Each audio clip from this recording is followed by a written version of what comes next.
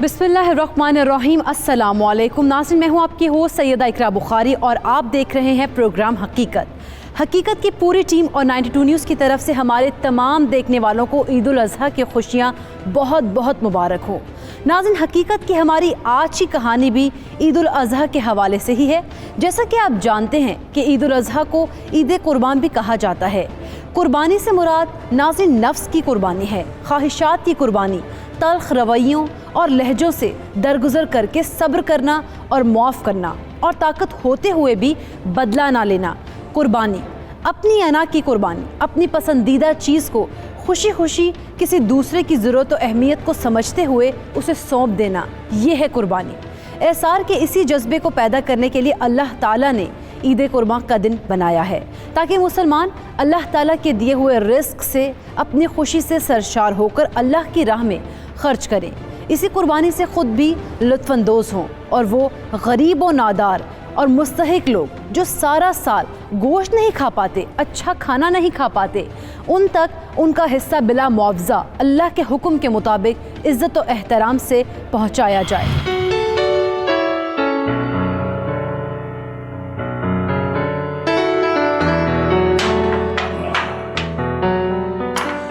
दानियाल, क्या बात है बेटा, आजकल डाइनिंग टेबल पे मुलाकात हो रही है।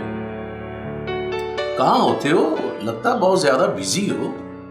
अब्बा जी तो हमेशा ही मसरूफ रहते हैं, मगर आजकल तो कुछ ज्यादा ही बिजी रहने लगे हैं। रात को लेट आते हैं, सुबह नाश्ता करके निकल जाते हैं। इतने लेट? कहाँ होते हो बेटा? अब्बा जी काम की मसरूफियत कुछ ज्यादा है, बस इस वजह से। बेटा मेरी तो दुआ है कि अल्लाह ताला तुम्हें खुशियाँ दे, कामयाबियाँ दे। काफ़ी मसरूफ रहो, लेकिन अपने बाप का भी ख्याल रखो। जी अम्मी, आइंदा मैं ख्याल करूँगा। पापा, आपने मेरे से वादा किया था कि आप मुझे नई कंप्यूटर गेम लेके देंगे। काम की मसरूफियत की वजह से भूल गया यार। और मेरा नया डॉल हाउस भी आना था।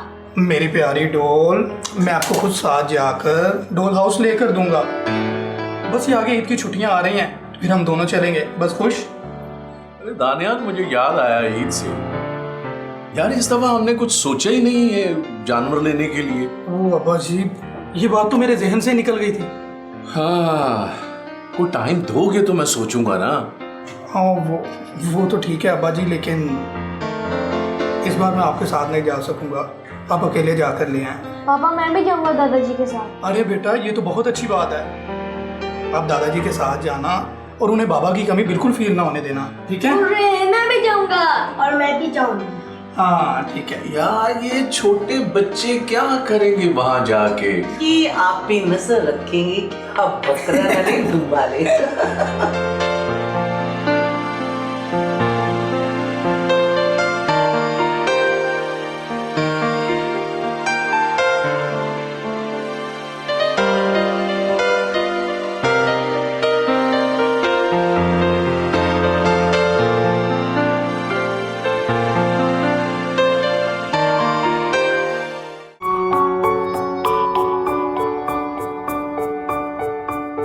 हाँ यार, बस जैसे मामला कुछ बेहतर होते हैं तो मैं कुछ करता हूँ। हाँ ज़रूर, ठीक है। कौन था? किसने होना था? अपनी ज़िंदगी में रह भी क्या क्या, जब से जॉब एक जगह से दूसरी जगह हुई है, हालात हैं कि दिन ब दिन गिरते चले जा रहे हैं। किसी कर्जदार का फोन था क्या? अपने पैसों का मुतालबा कर रहा था। और इतनी थोड़ी तनख्वाह में घर चलाऊं या कर्ज अदा करूं? तो कह देना था ना, जब होंगे तो दे दूंगी। ठीक, इसके अलावा और कह भी क्या सकते? फिर कहने से क्या होता है? परेशानी तो अपनी जगह रहती है। अब इसमें आपका भी क्या कसूर है? महंगाई इतनी हो गई है कि इतनी सी तनख्वाह में काम गुजर होती है। और अगर बरादरी में कुछ अच्छा बुरा हो जाए तो आप वहाँ ना रहें तब भी लोग बातें करते हैं। और पैसे हैं कि बस लगते चले जाते हैं। दुनियादारी के हिसाब से ना जिया जाए तो लोग ताने मारते हैं। साजिद क्या करें, अब करना तो पड़ता ही है ना। ये तो है। अच्छा, वो मेरे भाई की कॉल आई थी, वो कहते चक्कर ही लगा लो। तो चली जाओ। तो आप साथ चले ना, ऐसे अच्छा थोड़ी लगता है। मैं वहाँ क्या करूँ? क्या मतलब? भाभी कह रही थी ईद की शॉपिंग करनी है, तो आप साथ होंगे तो मैं भी कुछ खरीद लूँगी। For God's sake, शहनाज, तुम्हें अच्छी तरह पता है हमारे हालात क्या हैं। तुमने अपनी शॉपिंग की पड़ी। अब मैं भी क्या करूँ? भाई भाभी बहनें सब अपनी अपनी शॉपिंग करेंगे तो मैं क्या करूँ? आखिर हमारी भी तो कोई इज्जत है ना। इज्जत तो है। प्लीज़ कुछ कर लो ना। अब इतनी इज्जत बना के रखी है उनकी नज़रों में आपकी, 2 ही तो दिन रह गए हैं। अच्छा, I'll do something for you.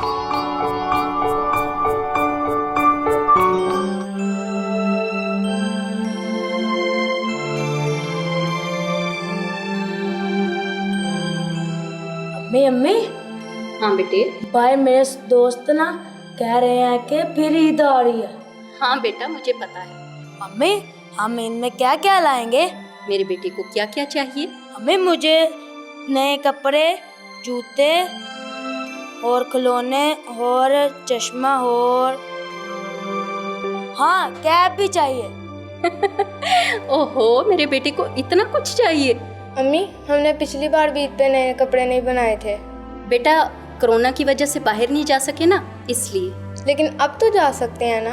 अम्मी ये कौन सी ईद है? बेटा ये कुर्बानी की ईद है। जब सारे लोग कुर्बानी करते हैं। अरे नहीं मेरी पागल लड़की, सारे लोग नहीं, वही लोग जिन पर वाजिब होती है, जो साहिबे हैसियत होती है, जिनके पास ढेर सारे पैसे होते हैं। तो क्या हम भी कुर्बानी करेंगे? मेरा दोस्त कह रहा था कि उसके अब्बू भी बकरा लाएंगे, हम कब लाएंगे? हमारे अब्बू नहीं है ना। ऐसा नहीं कहते बेटा, अल्लाह ताला जब हमें बहुत सारे पैसे देगा ना, हम भी कुर्बानी करेंगे। हम भी गोश्त खाएंगे अम्मी ईद पर। क्यों नहीं खाएंगे, जरूर खाएंगे। अम्मी पिछले साल भी ईद पर ही गोश्त खाया था, क्या अब भी ईद पर ही गोश्त खाएंगे? इस साल देखना तुम, हमारे घर ढेर सारा गोश्त आएगा और मेरे बच्चे भी पेट भरकर गोश्त खाएंगे। हाँ अम्मी इस ईद पर चूड़ियाँ और मेहंदी लाएंगे ना? मेरी नन्ही सी गुड़िया, चूड़ियाँ और मेहंदी छोटी ईद पे खरीदते हैं, इस ईद पे सिर्फ कुर्बानी करते हैं और खूब सारा गोश्त खाते हैं, समझे? जी ठीक है। जी।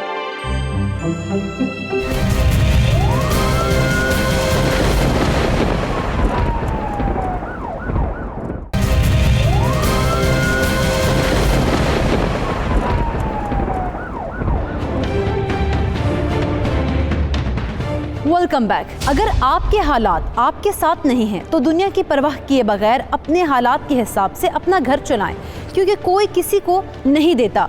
फजूल की ख्वाहिशें और दुनियादारी का खौफ हमें मजीद तबाही की तरफ ले जाता है, और यही कर रही थी साजिद के साथ शहनाज। क्या उनको नया कर्ज मिल जाएगा? क्या कर्ज ईद गुजारने के लिए लेना दुरुस्त है? आइए देखते हैं हकीकत में। जी आज की कहानी सुनाए ना। ठीक है,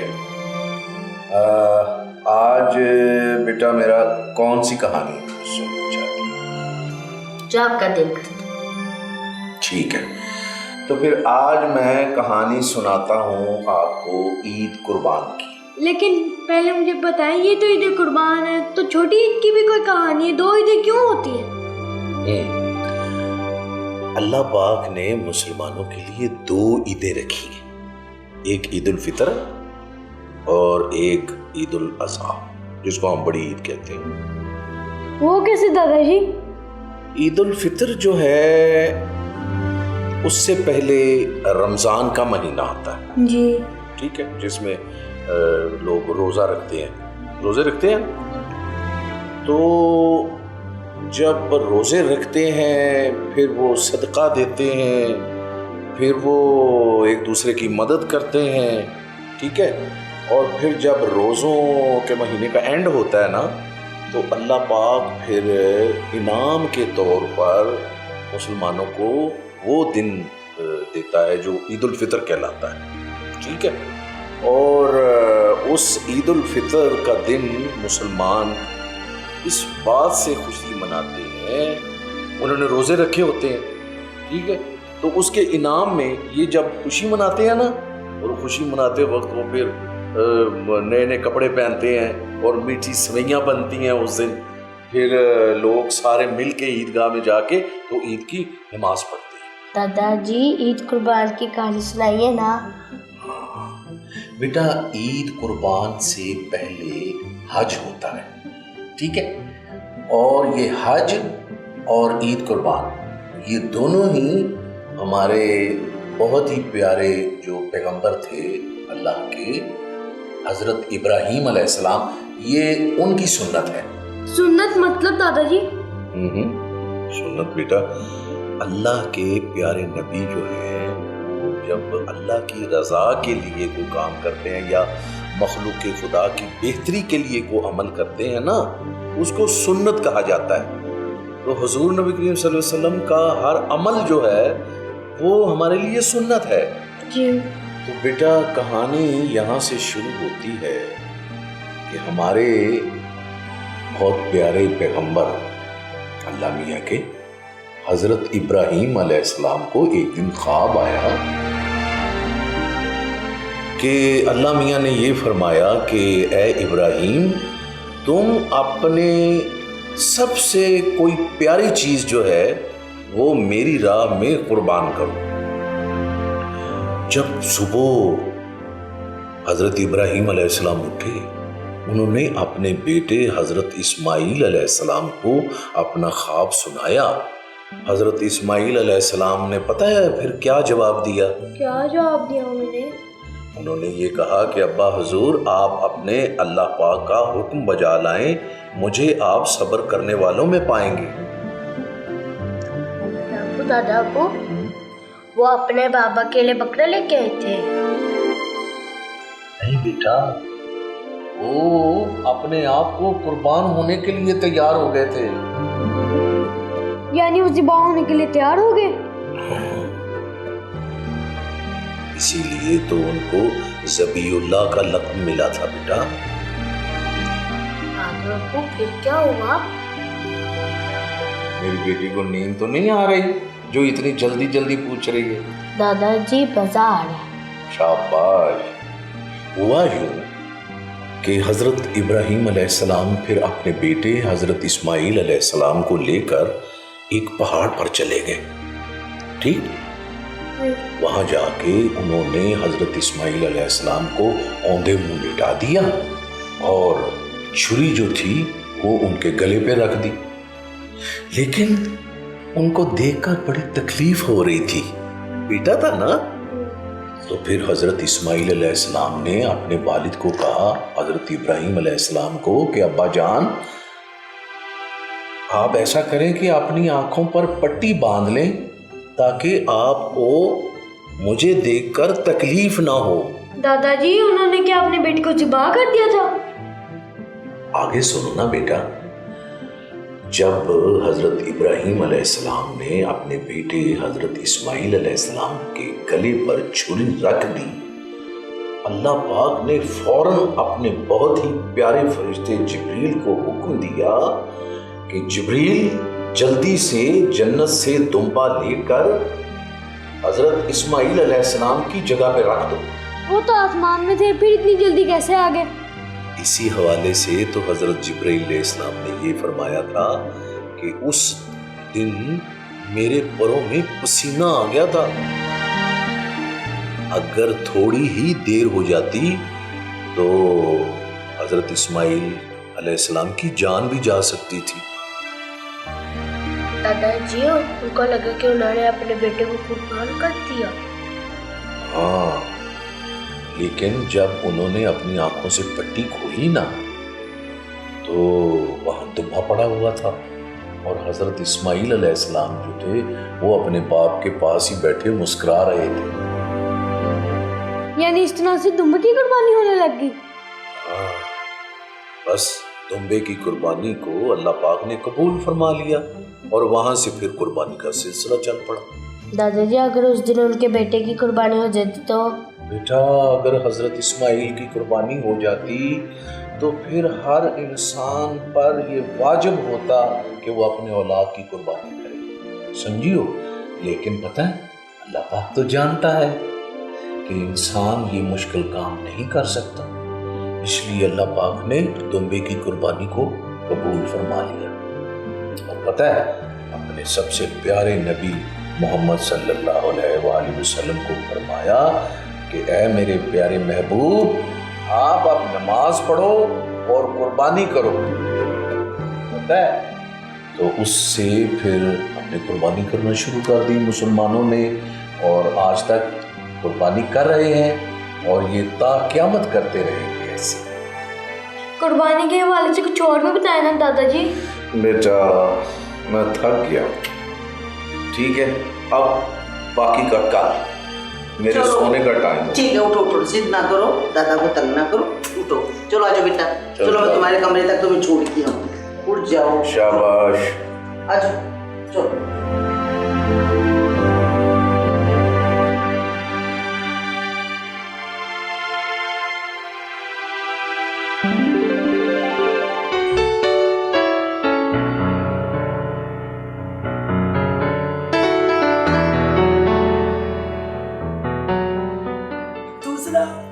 आप कहाँ थे? इतने दिनों से नजर ही नहीं आ रही थी। अरे शनाज, तुझे तो पता ही है, कुछ दिनों से मेरी तबीयत नहीं ठीक थी, गला खराब था, वरना तुझे तो पता ही है मैं कहाँ रुकने वाली थी भला। हाँ ये तो है, मैं भी कौन सा अब तक आप मोहल्ले में 2-4 चक्कर ना लगा लें। आपको भी रोटी हजम नहीं होती। हाँ भाई, ये तो बिल्कुल तूने ठीक बात कही। बताएं, चाय बनाओ? अरे नहीं नहीं, कोई जरूरत नहीं चाय पाने की, मैं अभी नाश्ता करके आई हूँ। बस यहाँ से गली से गुजर रही थी, मैंने सोचा तेरा हालचाल भी पूछ लूं और देख लूं कि दुम्बा बकरा लिया कि नहीं लिया। सेल में तो कुछ भी नहीं है ना, इस दफा कुर्बानी करने का इरादा नहीं है, ईद में तो 2 दिन रह गए। आपके भाई से बात की तो है, कह रहे हैं हालात नहीं ठीक, अभी कुछ नहीं कह सकता। क्यों, क्या हुआ तुम्हारे हालात को? अच्छे भले तो हैं ना, हर साल तुम 2 कुर्बानियां करती थी, तो इस दफा 1 कुर्बानी करते हुए मौत पड़ती है। मेरा मतलब क्यों घबरा रहे हो? बस वो क्या? देख मेरी सुन बात, वो कोई नहीं, रिश्तेदारों में बड़ी बातें होती हैं, बड़ी बेइज्जती वाली बात है। तेरी दरानी ने ना दुम्बा ले लिया और तेरी जिठानी ने इतना ऊंचा बकरा लिया है। अब सोच, अगर तू नहीं लेगी तो तेरी तो खानदान में बड़ी बेइज्जती होगी। मैं तो कहती हूँ साजिद से बात कर। कहती हूँ मैं, आज ही कहती हूँ। करेंगे, हम क्यों नहीं करेंगे? ये हुई ना बात, बस उसे मजबूर करना कि बकरा लेके दे। अच्छा ये बता, बकरा लेगी कि दुम्बा लेगी कि गाय लेगी? नहीं, हम गाय नहीं, हम बकरा ही करेंगे। हाँ चल ठीक है, अच्छा ठीक है, मैं चलती हूँ, खुदा हाफिज। नहीं, बैठे, आपके लिए चाय बनाती हूँ। अरे नहीं, गर्मी का मौसम है, मैंने कहाँ चाय पीनी है, बस मैं जा रही हूँ। तो ऐसा करना कि मेरे हिस्से का गोश्त रख लेना। ओहो परवीन बाजी, आपको कौन भूल सकता है, हर साल तो इतना ज्यादा गोश्त भेजते हैं। हाँ मुझे पता है, मैं पिछले साल भी गोश्त लेके गई थी, पर देख ले तूने पावे नहीं दिए थे, अब 2 पावे रख लेना। आप 1 पावा और ज़बान दे के गई थी परवीन बाजी, कैसे भूल जाती है? बस क्या करूँ, दिमाग ही ऐसा हो गया। अच्छा ठीक है, खुदा हाफिज। अल्लाह हाफिज।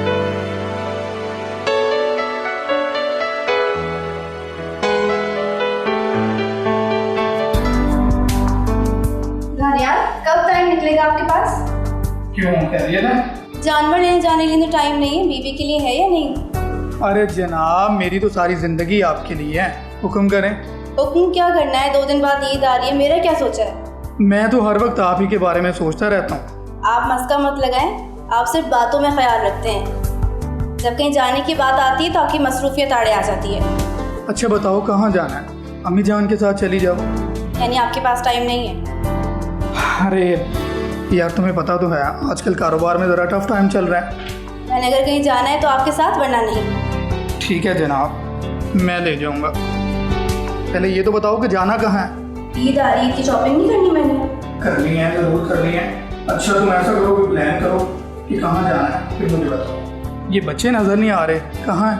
दादा और दादाजी के कमरे में आजकल ईद कुर्बा के बारे में जानने की कोशिश कर रहे हैं। यार अबू मुझे भी ये सारी बात बताया करते थे, लेकिन फिर अपने कारोबार में ऐसा मसरूफ़ हुआ कि सारी बातें भूल गया।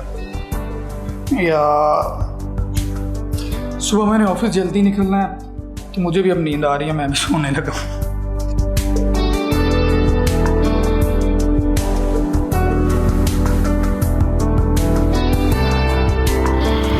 कुर्बानी खालिस्तन अल्लाह की रज़ा के लिए है, लेकिन लोग इन बातों को पसे पुष्ट डालकर किस हद तक चले जाते हैं महज लोगों को दिखाने और अपने नफ्स को खुश करने के लिए उधार के पैसों से जानवर खरीदते हैं। इस बारे में हमारे मजहबी स्कॉलर्स क्या कहते हैं, आइए उनकी राय जानते हैं। कुर्बानी के हवाले से बिलखुसूस बाज़ लोग कर्ज लेकर कुर्बानी करते हैं और इसके पीछे बुनियादी वजह क्या होती है। बहुत सारे लोगों ने मुझसे क्वेश्चन किया, कहने लगे कि अगर हम नहीं करेंगे तो बरादरी में हमारी नाक कट जाएगी कि ये हर साल करता था इस साल नहीं कर रहा। इसका मतलब ये हुआ कि यहाँ पर कुर्बानी से मकसूद बरादरी को दिखाना है, तो ऐसी कुर्बानी का फ़ायदा क्या हुआ। कुर्बानी का फ़ायदा उसी वक्त होगा कि जब मकसूद अल्लाह की रज़ा हो। अल्लाह ताला ने खुद फरमाया लन यनालल्लाह लुहूमुहा वला दिमाउहा वलाकिन यनालुहु तक़वा। अल्लाह ताला की बारगाह में ना तो तुम्हारी कुर्बानी का खून और गोश्त पहुँचता है, हाँ सिर्फ़ एक चीज़ उसकी बारगाह में कबूल होती है और वो तुम्हारे दिल का तक़वा।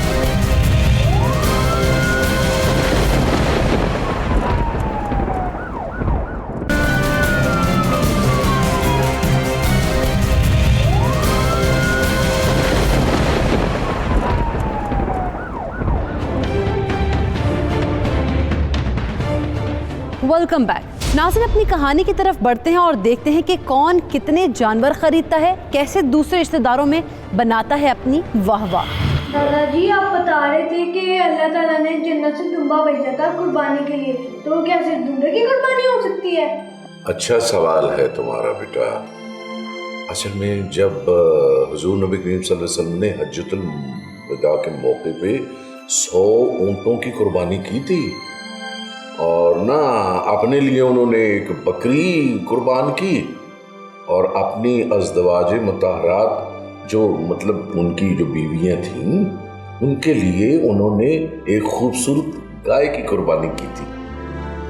तो बेटा ये हदीस से साबित है कि दुम्बे, बकरे, छतरे, गाय, ऊँट की सबकी कुर्बानी दी जा सकती है, समझे हो? दादाजी, मैं श्वेत रंग के बकरे की कुर्बानी करूंगी। और मैं लाल रंग की गाय की कुर्बानी करूंगा। दादाजी, मैं ऊँट की कुर्बानी।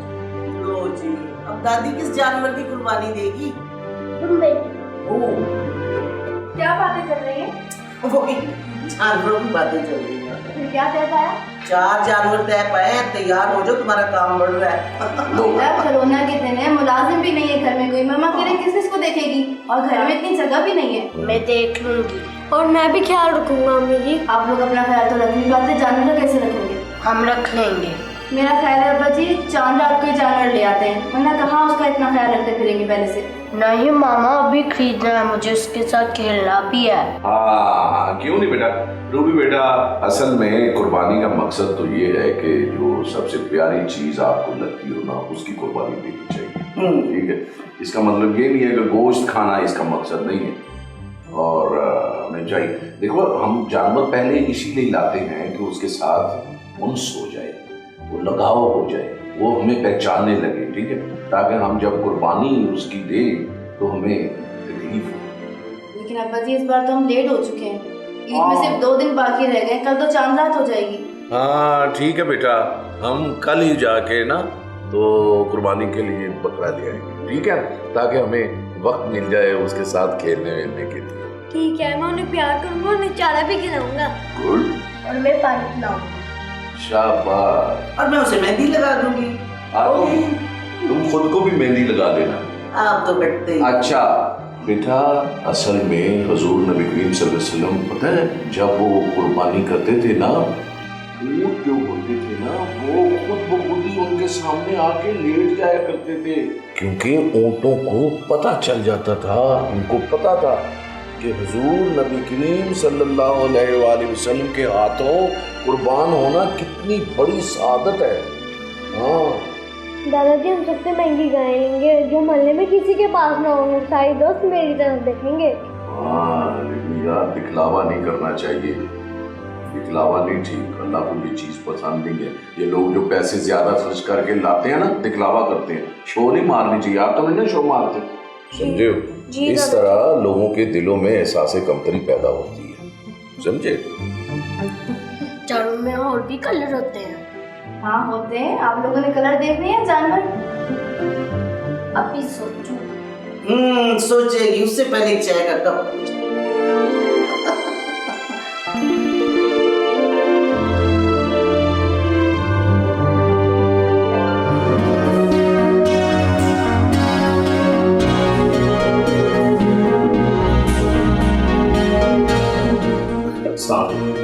वालेकुम अस्सलाम। बहुत देर फिर भी आ रहे हैं। रोटी लाओ। परेशान लग रहे हैं। नौकरी में भी अब वो मजा नहीं रहा। दिल करता है कि कोई सबब बन जाए और अपना ही कारोबार करे। ये बात भी ठीक है। कुछ बंदोबस्त हुआ पैसों का? कल मैंने चांद रात पे तनख्वाह मिलेगी। तनख्वाह से तो बस घर के मामला चलते हैं, हमें तो एक्स्ट्रा पैसे की भी ज़रूरत है ना। और आखिरी दिनों में शॉपिंग कैसे होगी? और अब तो लोग कुर्बानी का जानवर ना लाने पे भी ताने देने लग गए हैं। एक तो ये लोगों की मुझे समझ नहीं आती। हर साल तो कुर्बानी करते हैं, अगर इस दफ़ा नहीं करेंगे तो क्या हो जाएगा? लोग भी तो यही कह रहे हैं कि हर बार करते हैं, इस बार क्या हुआ? और उधर देखें, आपकी दोनों छोटी और बड़ी भाभियों ने जानवर खरीद भी लिए हैं। अब मैं कैसे हार मान सकती हूँ? जानता हूँ, मुझे कुछ करना पड़ेगा। जब कुर्बानी नहीं करूँगा तो ये ताने सुनने पड़ेंगे। करता हूँ कुछ, मांगता हूँ फिर किसी से कुछ पैसे उधार। कोई बात नहीं, आपकी ज़िंदगी होनी चाहिए, कर्जा तो उतर ही जाएगा। मैं आपके लिए कुछ लेके आती हूँ। करता हूँ आज सूरज साहब से बात करता हूँ। हाँ ये ठीक है, आपका दोस्त है, ना ही ना करेगा और ना ही किसी से जिक्र करेगा। कुछ भी हो गई तो कुर्बानी करनी पड़ेगी। आपके बच्चों के और मेरे कपड़े भी तो ज़रूरी है ना। दुनिया खाया हुआ नहीं पहना हुआ देखती है। तो आज ही मकसूद से बात जल्दी करें ना, कल चांद रात है।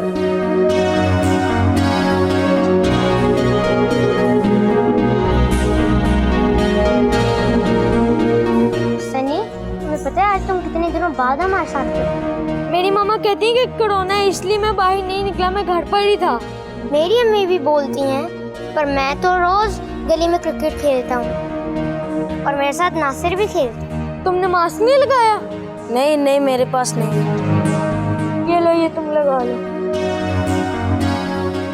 सनी, तुम्हें पता है आज मेरे अबू बहुत बड़ा बकरा लाए। मेरे दादा कहते हैं जानवर जिस तरह का भी हो खूबसूरत और सेहतमंद होना चाहिए और अल्लाह ताला की रज़ा में कुर्बानी देनी चाहिए। और अल्लाह ताला को दिखावा बिल्कुल पसंद नहीं है। पता है ना कितना गुनाह मिलता है। अच्छा यार, मुझे माफ कर दो, मुझे तो पता ही नहीं था। नासिर, तुम बकरा लेने जाओगे? मैं नहीं बकरा ला सकता। मेरी अम्मी कहती है जब अल्लाह ताला ज्यादा पैसे देंगे तब हम बकरा लेंगे। चलो कोई बात नहीं। सनी, तुम्हारे पापा बकरा लेके आए कि नहीं? नहीं, हम जाएंगे दादाजी के साथ कुर्बानी का जानवर लेने। यार मेरे अबू ने लेट आना है तो हम रात को जाएंगे। चलो ठीक है, लगता है बहुत मजा आने वाला है। जब तुम बकरा लेके आओगे मुझे दिखाओगे? हाँ यार। और तुम लोग ना मेरे घर ना 5 बजे आना, हम बकरे के साथ खेलेंगे और ईद वाले दिन मैं तुम्हारे घर गोश्त भी भेजूंगा। सच?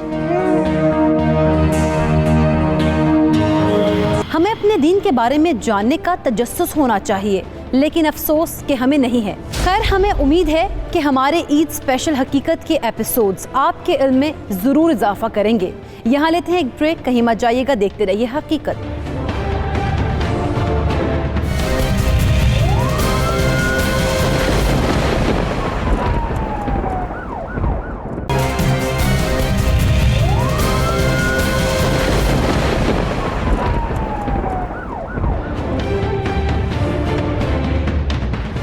Welcome back. ईद में सिर्फ एक रोज बाकी था और अभी बहुत कुछ होना बाकी था। हर घर में हलचल थी। आगे क्या होने वाला है, आइए देखते हैं।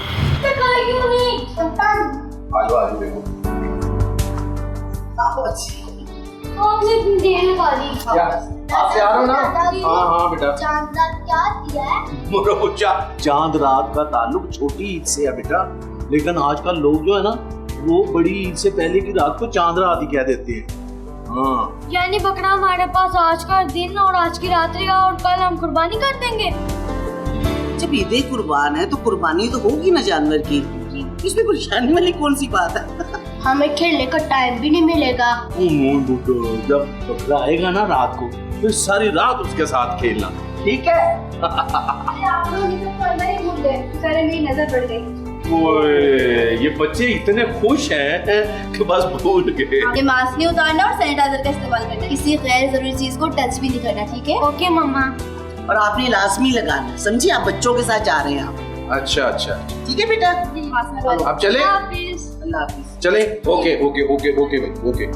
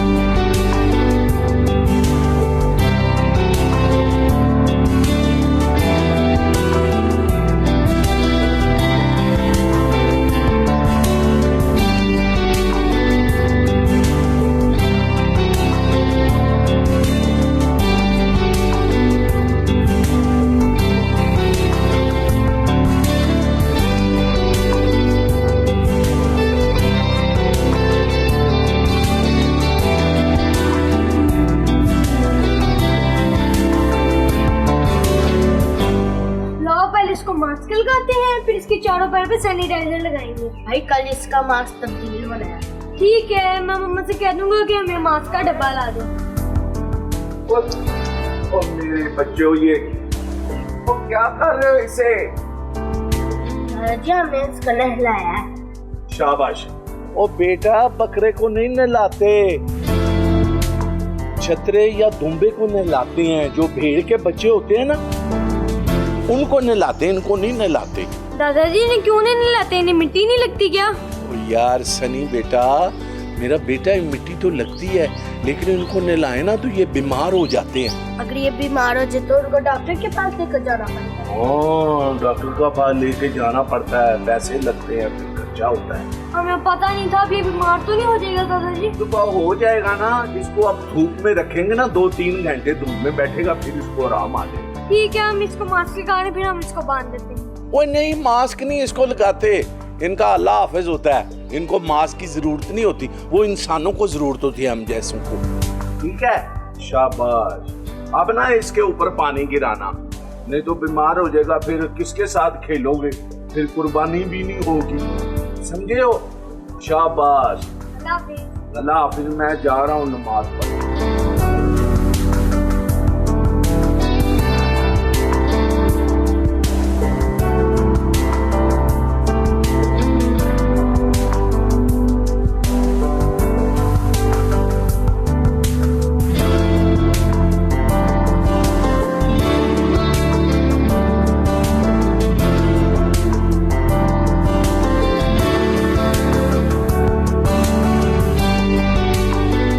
हेलो ज़ारा, तुमने मेरा व्हाट्सएप स्टेटस चेक किया? हाँ, ये मेरे इस बार के कुर्बानी के जानवरों की पिक्स है, कैसी लगी? बकरा 1,10,000 का और गाय 1,60,000 की आई है, प्यारी है ना? अच्छा ये बताओ मैं साथ में कैसी लग रही हूँ? नहीं मेरी बात सुनो, पिछली बार मैं तुम्हारी तरफ आई थी, इस बार तुम मेरे घर आओगी और एक शानदार सी बारबेक्यू पार्टी होगी। हाँ, बाकी दोस्तों को भी दावत देनी है। तुम मेरी बेस्ट फ्रेंड हो ना, इसलिए सबसे पहले तुम्हें कह रही हूँ, फैमिली के साथ आना। Okay bye. हमें इस वक्त चलना है अपने मजहबी स्कॉलर के पास और उनसे रहनुमाई लेनी है कि वो हमें बताएं कि जो शख्स दुनिया से जा चुका है यानी कि फौत हो चुका है, क्या उसकी तरफ से कुर्बानी की जा सकती है, और अगर की जा सकती है तो क्या उसका सवाब मरने वाले को पहुंचता है? सबसे पहले तो ज़रूरी है कि कुर्बानी करने वाला अपना वाजिब अदा करने के लिए अपनी जानिब से कुर्बानी करे। उसके बाद अगर हैसियत है तो सबसे पहले सैयदुल अंबिया सल्लल्लाहु अलैहि वसल्लम की तरफ से, और फिर अपने अगर वालिदैन दुनिया में नहीं हैं तो आप उनकी तरफ से भी कुर्बानी करें। माँ बाप का औलाद पर हक होता है, उन्हें बड़ी ही खुशी और राहत मिलती है कब्र के अंदर जब उनकी औलाद उनकी तरफ से कुर्बानी पेश करती है। ज़रूर करनी चाहिए, ये बड़ी सआदत की बात है। नाज़रीन, हज़रत इब्राहीम अलैहिस्सलाम ने अल्लाह की रज़ा की खातिर अपने बेटे को लौटा दिया और उनके गले पर छुरी भी रख दी, और अल्लाह ताला को उनकी ये कुर्बानी पसंद आई और हज़रत इस्माईल अलैहिस्सलाम के बदले दुम्बा ज़िबा हो गया। ये कुर्बानी क्या थी? ये महज खून और गोश्त की कुर्बानी ना थी, बल्कि रूह और दिल की कुर्बानी थी। नाज़रीन, यही वो हकीकत है जो सैयदना इब्राहीम अलैहिस्सलाम और सैयदना इस्माईल अलैहिस्सलाम के उस एसार और कुर्बानी से ज़ाहिर होती है। यही वो बरकत है जिसको मुसलमान दिन में 5 मरतबा अपने रब के सामने याद करते हैं। अल्लाहुम्मा सल्ली अला मुहम्मदिन व अला आलि मुहम्मदिन कमा सल्लैता अला इब्राहीम व अला आलि इब्राहीम इन्नका हमीदुम मजीद। अल्लाहुम्मा बारिक अला मुहम्मदिन व अला आलि मुहम्मदिन कमा बारकता अला इब्राहीम व अला आलि इब्राहीम इन्नका हमीदुम मजीद। ऐ अल्लाह, तो मोहम्मद सल्लल्लाहु अलैहि वसल्लम और मोहम्मद सल्लल्लाहु अलैहि वसल्लम की आल पर बरकत नाजिल फरमा, जिस तरह तूने इब्राहीम अलैहिस्सलाम और इब्राहीम अलैहिस्सलाम की आल पर बरकत नाजिल की। नाज़रीन, कल ईद वाले दिन इसी कहानी के अगले हिस्से में आपसे मुलाकात होगी। तब तक के लिए दीजिए अपनी मेज़बान सैयदा इकरा बुखारी और टीम हकीकत को इजाज़त। अल्लाह ने के बाद। बेटा इधर बाहर क्यों खड़े हो? दादाजी, मैं अपने दोस्तों को अपना बकरा दिखाने लगा। अच्छा अच्छा अच्छा। आप बताएं, कुर्बानी का जानवर ले आए? हाँ यार, आज ही गया था, मैं ले आया हूँ। तुम ले आए हो? जी, शुक्र अल्लाह का ले आया। तुम कब कुर्बानी कर रहे हो? ईद के दूसरे दिन। दादाजी, मैं अपने मेमने को लाल होते ही नहीं देख सकती। दादाजी, बकरा अगले साल कर लेंगे, अभी कुछ और कर लें। असल कुर्बानी यही होती है, जो आपको सबसे प्यारी चीज लगती है ना, वो अल्लाह की राह में कुर्बान की जाती है। अरे जनाब, ईद मुबारक। ईद मुबारक बाजी। सॉरी लिखना खत्म हो गया। कोई बात नहीं बाजी, कुछ बहुत बड़े महलों में छोटे दिल के लोग रहते हैं। बेटा, सबसे पहले तो आप मुझे माफ कर दो, मेरी बहू ने तुम्हें इनकार कर दिया। मैंने बोला था खुद भिजवा दूंगी। मैंने सोचा कि जाके तुम्हें ईद मुबारक भी कह दूं और अपने हिस्से का गोश्त भी ले आऊं। अब कहीं तुम पावे ना भूल जाओ। खाली गोश्त मिल जाए काफी नहीं। कुर्बानी का फायदा क्या है कि किसी हकदार को गोश्त न मिले। आपने उस बेवा को, बेचारी को वापस मोड़ दिया। दरअसल मैंने अपने कुछ दोस्तों को इनवाइट किया हुआ था कल, तो उनके लिए गोश्त बचा के रख लिया। ऐसे लोगों को वापस लौटा देना जो बेचारे सारा साल इंतजार करते हैं और साल के बाद वो कुर्बानी का गोश्त खाते हैं, ये कैसा इंसाफ है मेरा बेटा?